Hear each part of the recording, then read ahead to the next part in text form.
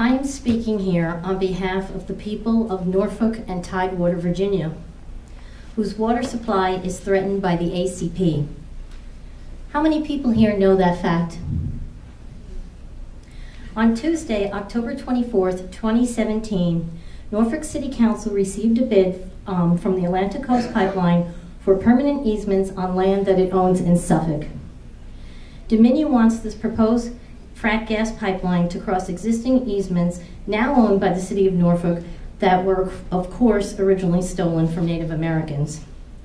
These easements include areas of both the Lake, Prince, and Western Branch reservoirs and contain drinking water pipelines.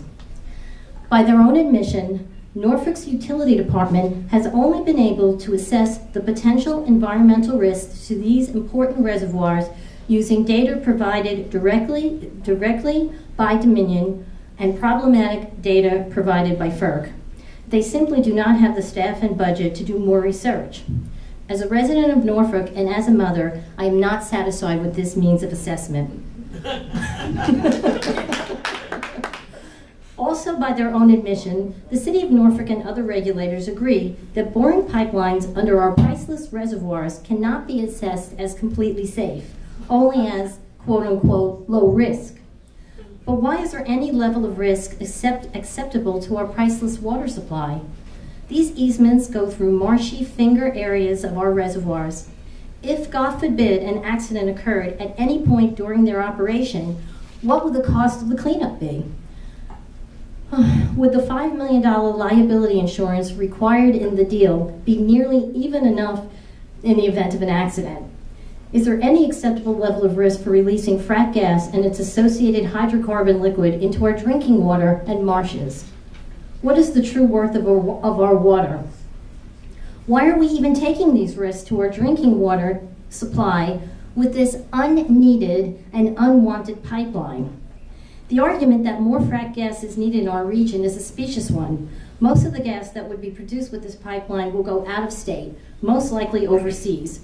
If more energy is needed here, then let Norfolk take the lead in bringing safe, clean, renewable energy to our region now, such as localized solar farms. We are also a city that is highly vulnerable to the devastating effects of climate change and subsiding land. This vulnerability is an identified national security risk. Frack gas releases methane, a dangerous greenhouse gas, in every step of its production through anticipated release in compressor station operations, such as the one proposed in Union Hill, and through unanticipated leakage. This is not an energy we need to commit our region to now and for decades to come, when the world is moving to clean and renewable energy. Another agenda item for the Norfolk City Council that night was accepting a federal grant to clean up environmental toxins in 4 designated brownfield areas of our city. One of them is Harbor Park. At this time, Virginia Natural Gas is planning to bore under the Elizabeth River to put the unwanted Southside Connector distribution line, which is our very own spur of the ACP, under it. How can it be safe to bore under our river in a brownfield area? How can we accept that it is a quote-unquote low risk to our priceless, beautiful Elizabeth River, which we as a community and region have spent decades cleaning? How can we accept the risk of drilling under our river in an area that has absorbed toxic pollution from hundreds of years of industrial use? Why are we ignoring the input of hundreds of impacted property owners, again in primarily minority neighborhoods, including our own Norfolk neighborhood of Berkeley, who do not want this pipeline and its associated risks? I'm gonna just skip ahead because I only have 1 minute, but I want everybody to know that the vote on this is coming before our City Council on November 14th, which is about 2.5 weeks. You'll be happy to know that all the activist community is on top of it. We have several organizers from various groups, most of which I'm part of, Mothers Out Front Hampton Road, Sierra Club, CCAN, and so forth, and of course other local organizations. What I was asked to bring here today was basically help for this council meeting on the 14th. What we're hoping to do is get some experts of our own to come in. So council is the meeting, we could we get 3 minutes each to speak. We'd like to get some of our own experts to come in and speak on the risks of horizontal drilling that I know Thomas addressed, terrible explosions already come in development.